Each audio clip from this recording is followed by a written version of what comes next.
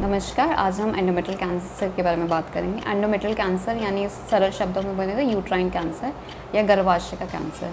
Endometrium जो महिलाएं होती हैं उसमें जो यूट्रस होता है उसकी जो परत होती है उसको एंडोमेट्रियम बोलते हैं और उसमें होने वाले कैंसर को एंडोमेट्रियल कार्सिनोमा बोलते हैं। अब पहला सवाल हमारा यह आएगा कि एंडोमेट्रियल जो कैंसर होता है वो किस कारणवश हो सकता है। इसके विभिन्न कारण हो सकते हैं। महिलाओं में ईस्ट्रोजन और प्रोजेस्टेरोन नाम के हार्मोन्स होते हैं। अगर उसमें ईस्ट्रोजन हार्मोन की एक्सेसिव वृद्धि होती है तो वो एंडोमेट्रियल कार्सिनोमा होने का प्रमुख कारण होता है। इसके अलावा ओबेसिटी मतलब मोटापा। अगर फैमिली हिस्ट्री है ब्रेस्ट, कोलॉन, एंडोमेट्रियल कैंसर के तो भी उन पेशेंट्स में ज़्यादा रिस्क है।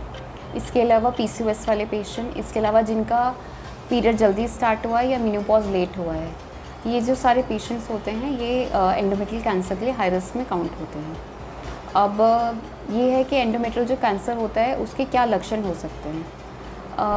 मेन लक्षण तो होता है पीरियड्स में इरेगुलरिटी। अगर आपको माहवारी के बीच में ब्लीडिंग हो रहा है, इरेगुलर ब्लीडिंग हो रहा है, क्लॉट्स आ रहे हैं, गड्ढे पास हो रहे हैं,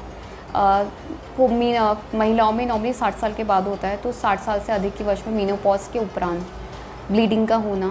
इसके अलावा बदबूदार या अत्यधिक सफ़ेद पानी का स्राव होना, पेशाब में दिक्कत होना, पेशाब में दर्द होना, पेट में दर्द होना, योनि मार्ग में या कहीं पर कोई खिंचाव आपको इस तरह का महसूस हो रहा है और पेट में दर्द है, सूजन है, और ये सारी जो सिम्टम्स हैं ये सारे आपको एंडोमेट्रियल कैंसर का सिम्टम्स हो सकते हैं। अब हम इसका पहले है कि डायग्नोसिस हम लोग कैसे करते हैं। इस एंडोमेट्रियल कार्सिनोमा के डायग्नोसिस के लिए हम लोग अर्ली उसमें अगर हमें कोई पेशेंट इस तरह का दिखता है तो हम लोग उसमें अल्ट्रासाउंड, MRI जो इमेजिंग है, इसके अलावा पैथोलॉजी के साइड से जाएँ तो उसमें हम लोग रूटीन एग्जामिनेशन में ही एंडोमेट्रियल बायोप्सी ले सकते हैं और उसको फिर हम लोग पैथोलॉजिस्ट के पास भेजते हैं और पैथोलॉजिस्ट उसमें देखता है कि अगर जो एंडोमेट्रियम के सेल्स हैं उसमें कुछ चेंजेस आ रहे हैं जो कि हमें कैंसर की तरफ इशारा कर रहे हैं।